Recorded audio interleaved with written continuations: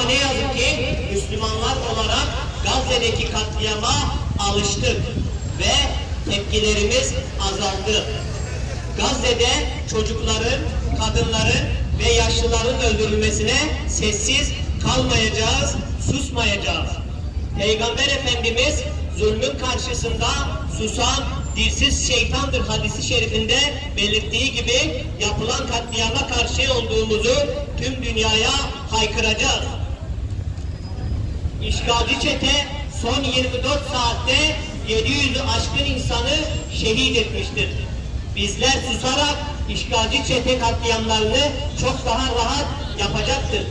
Gazze için bir gün değil, her gün boykot yapmayı, boykotta devamlılığın önemini vurguluyoruz. Gazze için, Mescid-i Aksa için yapabileceğimiz bir güç daha var.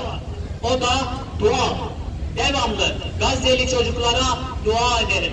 Ey dualara icabet eden, bize şah damarımızdan daha yakın olan, esirgeyen, bağışlayan, lütfeden Allah'ım.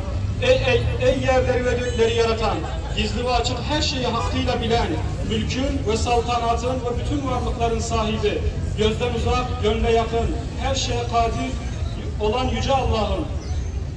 Ey hesap gününün sahibi, rahmeti gazabından çok, insan ve cinleri ancak ibadet etsin diye yaratan, ilk emri oku olan, alemlerin Rabbi Allah'ım. Ey yalnızların en yakını, tek başına kalanların dostu, çaresizlerin yardımcısı, fakirlerin sonsuz serveti, zayıfların kuvveti, gariplerin şikayet merci olan Allah'ım.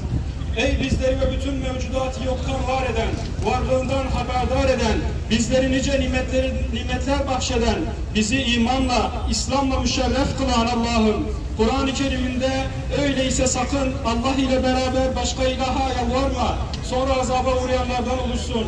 Allah ile birlikte başka bir ilaha tapıp yalvarma, ondan başka ilah yoktur, onun zatından başka her şey yok olacaktır. Hüküm O'nundur ve siz ancak O'na döndürüleceksiniz buyuruyorsun. Ya ilahel alemin, bizler de sadece sana kulluk eder, yalnız senden yardım isteriz. Senden başkasına boyun eğmekten, senden başkasına el açmaktan bizleri muhafaza eyle. Bizi de onlara yardımcı eyle. Kardeşliğimize en kısa zamanda nusretinle zaferler nasip eyle Allah'ım.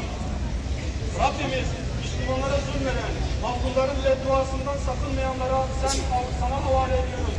Bu zalimleri ve hainleri ve dini mümin İslam'ın tüm düşmanlarını kahru perişan eyle ya Rabbi. Her türlü fitne ve fesada, hile ve tuzağa karşı bizlere feraset ve basiret ihsan eyle Allah'ım. Düşmanlar topluluğuna karşı bizlere yardım eyle Allah'ım. Ya Rabbi, ümmeti Muhammed'e birlik ve beraberlik lütfeyle. Peygamber Efendimiz sallallahu aleyhi ve sellem gibi zalimin karşısında mazlumun yanında olmayı, iyiliği emredip kötülüğü engellemeyi, hakkın yanında olmayı, adalete ve merhamete çağırmayı bizlere nasip eyle Allah'ım.